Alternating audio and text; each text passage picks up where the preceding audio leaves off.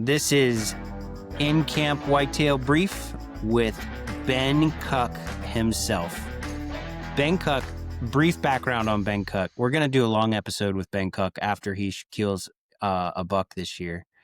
But this is one of our shorts, our 15 to 20 minute episodes where we kind of just dive into some strategy and planning for the season. So a little bit of background on Ben Koch. Ben Koch and I grew up from diapers on. We saw each other kill a lot of deer in the very beginning. We probably killed a couple songbirds here or there with BB guns growing up, and probably played Charles Ingalls in the backyard a few times, you know? So what's up, dude? What's up, man? Thanks for having me on, Aaron. I think it's great you're doing with the show and the podcast. And like you said, we've known each other our whole lives. And I think I've learned as much about the outdoors from you and your family than anybody else. So I really appreciate you having me on, and I'm honored to be doing this with you today. Absolutely. Like I said, we're going to do a full episode after you kill your buck this year, because I hope so. The people need to hear it. So Ben Koch is not new to the world of hunting. We recorded one earlier today. You're going to come out after. You might actually come out before his, but he was a new hunter. We talked about kind of he's actually had a couple good years with some good encounters. We talked about his trail camera not his trail camera strategy, but his strategy going into the season and how he's kind of accelerated his learning curve. But what year after, you've killed a couple bucks, none with your bow yet. You've killed a pile of does with your bow. So you've got the shooting thing down. Yeah. And you actually have had some pretty great encounters with bucks as well. What I find pretty interesting about your style of hunting is you are, as far as archery goes, you are a true blue, as early as it gets bow hunter. Could you tell me why? Yeah, man. So, like you were saying, this is probably like my fourth year total, maybe 3.5 really, of hunting archery. Hunted rifle a long time, and it was interesting. I was listening to the episode you did with Jay Spousman. Am I saying that right? Yeah. And like it was funny listening to him. His whole background was athletics, right? Like growing up, and that's kind of I could really assimilate to that, because that's all we did growing up, was play sports. So 9 times out of 10, my weekends were more sports than hunting. But yeah, man. As far as like bow hunting, it's really turned into like my passion right now over rifle, just because of the axes I have in my house and some other land that our family has. And I will say this, there's a lot of things I don't do right, but one of the things that I feel like I try to do, and I do it well, is we put a lot of time in the stand in season. And that has what really helped me these last 2 seasons, be able to put some does on the ground and get close to some of these big bucks. I remember talking to you when I was first getting into archery, and you said, Ben, like, even if you don't kill big bucks or even deer, archery hunting will make you that much better of an overall hunter. And that couldn't be more true. I think I've been closer to more deer in the last 3 years than I ever have in 20 years of hunting rifle, right? Yeah. So, we have like a little 50-acre property, man, with some clear cut, some woods, and some water. So as far as in deer environment, we're really blessed. Like, we kind of have it all, and we hunt it pretty hard. But we're in the stand a lot. And over the last 2 years, what we've done is we had a couple of cameras. And I really have to give Bryce some credit here, my brother. There was a couple spots I'm like, I don't want to put cameras here. I don't like the woods. There's not enough timber for bucks to be cruising in there. And I remember one time he took a cell phone video of this little 5-pointer like 40 yards out, and he sent it to me. Get out of the stand, we're watching it, and in the background of this video, you can see like this ivory tusks just glowing like 100 yards. It's a daddy, right? It's one of the big boys. And of course, it's walking the creek towards this little patch of woods that Bryce said he kept seeing him walking to. And, I put a camera up there this year, and man, they are hitting it hard. And it seems like it seems to be the enter route to when they feed, not an exit. And that's going to help us a lot in getting some of these bucks, I think, in better daylight shooting times. So what kind of food sources, what are they honed in on right now? I mean, because you've been sending me trail camera pictures like every day. And Aaron, this is where it's funny, right? I tell people all the time, like, I feel like I'm not a hunter. I feel like I'm a shooter, because I'll point to a tree and you're like, oh yeah, it's a southern eastern hemlock nightwood. And I'm like, oh, cool. That's a beautiful tree. I honestly don't know trees and plants that well, but they're out in this clear cut by my house and they're just crushing food. I don't know what it is, but I mean, buck after buck after buck. The problem was the last couple of years, we would see them like the first 2 weeks. And then, like, I know everyone says, yo, rut this, rut that. We would get like one or two good looks in the rest of the season after having multiple encounters. Hmm. I had a really nice buck. I remember telling you about it. Like, I think it was last year, huge 8 pointer. And that was the only encounter I had with them all season. So I don't know what they're eating out there, but I think what helps us is like the last 2 summers going into hunting season have been pretty dry. Yeah. And the creek where we're at is really deep in some spots, and there's some spots where these deer can ford it pretty easily and walk right across. And actually, how I found the trail that I'm going to hunt this year, I was running. I usually run like a couple miles by my house, and I just looked to my left, and there was like it looked like almost like runoff water was there. The trail was like down to mud, and there was two of them. Hmm. And I'm like, I bet you these suckers are coming right here at last light. Well, sure enough, I hung my camera about 40 yards in off that trail right across the creek, and that's where all the daddies are hiding. So I'm hoping. I don't like to answer your question. I'll be honest, I don't know what they're eating. I just think the good Lord they're eating something out there, but I couldn't put my finger on it. It's a lot of goldenrod out there, tall grass. The neighbor seems to cut it one time in late November, so it's there all season. It's high, Hmm. probably comes to mid shoulder on most of the deer, so they feel covered. I feel like, but there's a couple of shooting lanes we have cut for ourselves. So what I've seen from your property is mostly it's kind of like warm season. So it sets up almost like a creek bottom swamp kind of situation where Yep. you have those warm season grasses, and then you just have little strips of timber that kind of run through these grasses like veins. And you did a really good job the last 3 years of kind of just finding big bucks. I mean, people could say, well, you put the cameras on a 50-acre property, you're going to get bucks, but you honestly have had them patterned. And last year, you actually missed two big ones. And it's funny because I don't think you quite know how big they are, but they're You're right, very Aaron. I probably don't. I they're don't very really. they're very large deer, Ben. They're Um, very large deer. I'll tell you what, that 10 pointer I missed. I mean, I was in need of counseling, therapy, everything. I Yeah, he I was. was heartbroken. Yeah, I talked you off the ledge for that one. Yes, you So sure did. when you are picking your stand to hunt a deer like that in the early part of the year season, what kind of makes you tick when you pick a spot? Are you just pointing Yeah. your finger at a tree, or are you kind of like, hey, maybe they're funneling through this? Yeah, so that's a good question. We named some of these bucks like everybody does, goofy names, and the buck that I really wanted to get, we had named the alien. And the alien, I would notice like how I hung my one camera in the backyard because they all come in the backyard early season. So that gives me like a good start of like what do I have back there? They're right in my backyard, and I'll get like the best 3 or 4 bucks in there. And then honestly, Aaron, since like it's literally my backyard, I don't know if a lot of guys can do this because of access, but I'll sit in my backyard stand with a pair of binos, and that covers the way that one stand sits. It's not intrusive, right? I'm not putting any scent down. I'm not going out to where they're feeding and stuff. And I can see like, I want to say probably like 75 to 80% of the area I'm going to hunt. Huh. And when I was hunting the alien pretty hard, I noticed he would come out to feed like, six, like last half hour of light every night through this Hmm. one little patch. It was kind of clear next to a real dead tree. So I could see this tree. I couldn't see him until he got over the ridge, but I would line his head up to the trees that I saw him behind him.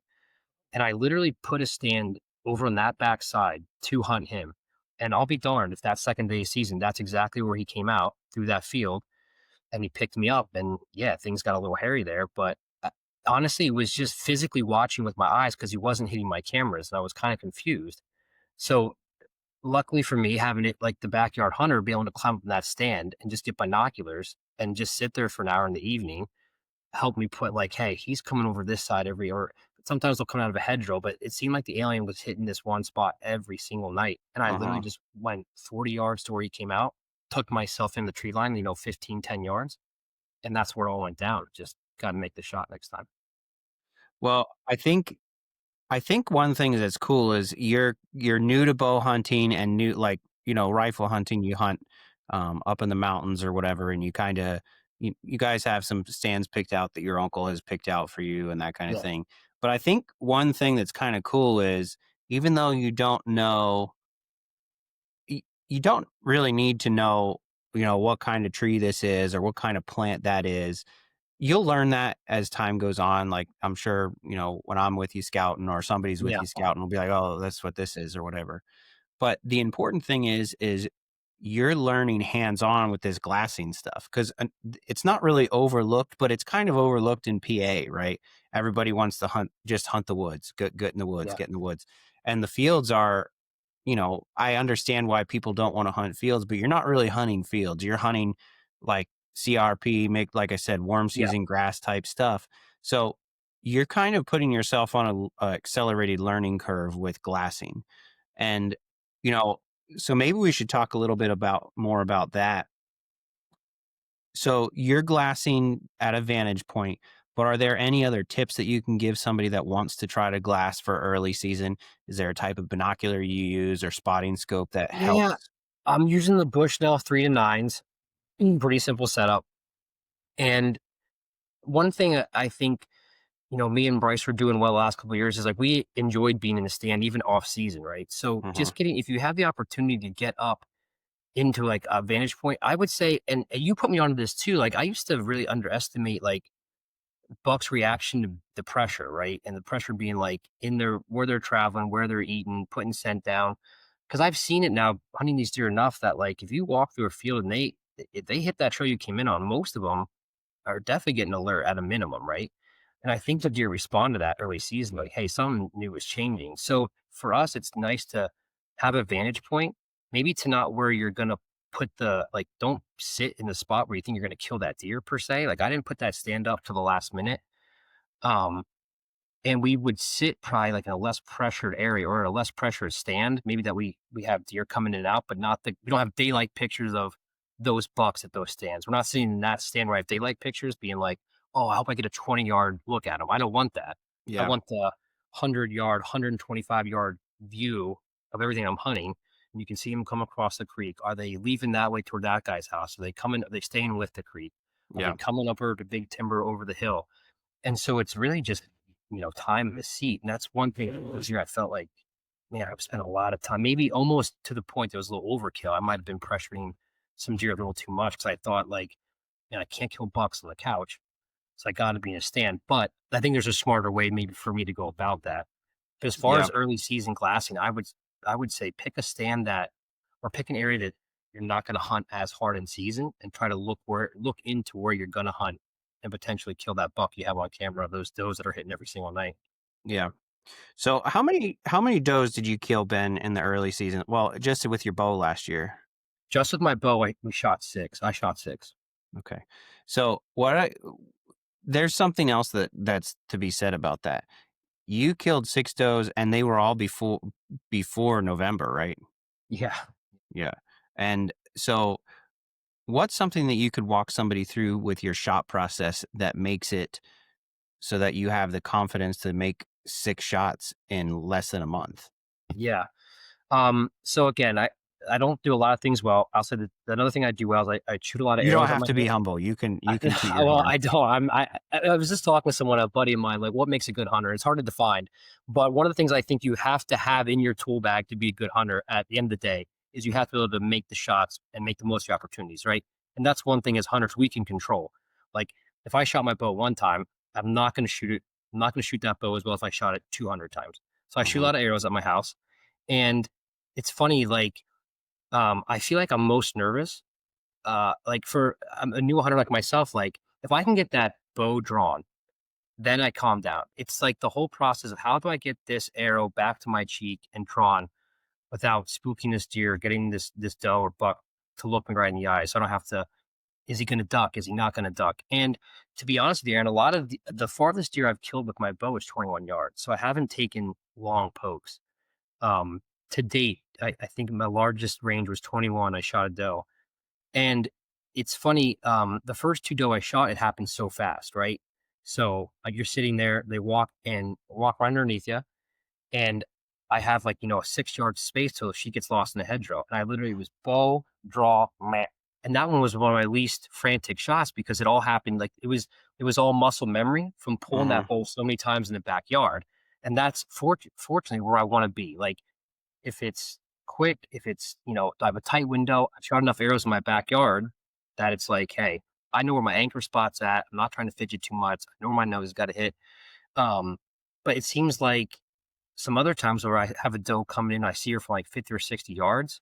It's the anticipation. It's like, oh, Mhm. dude, like I know and sometimes it's just for me getting that bow back to an anchor spot under control.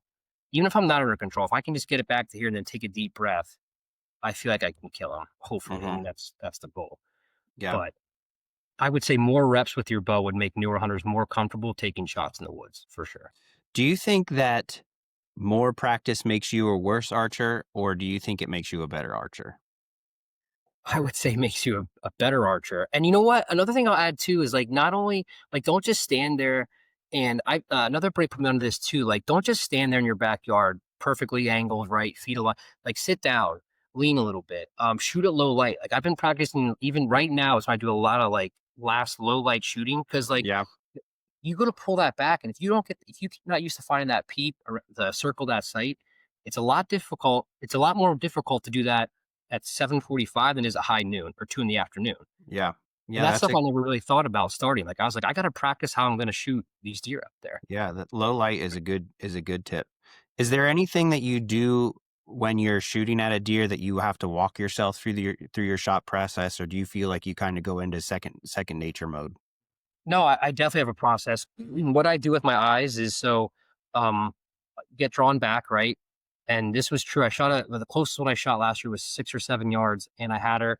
And it was the same, right? I drew back and it was like peep. I get peep circled up and I do bubble then pin.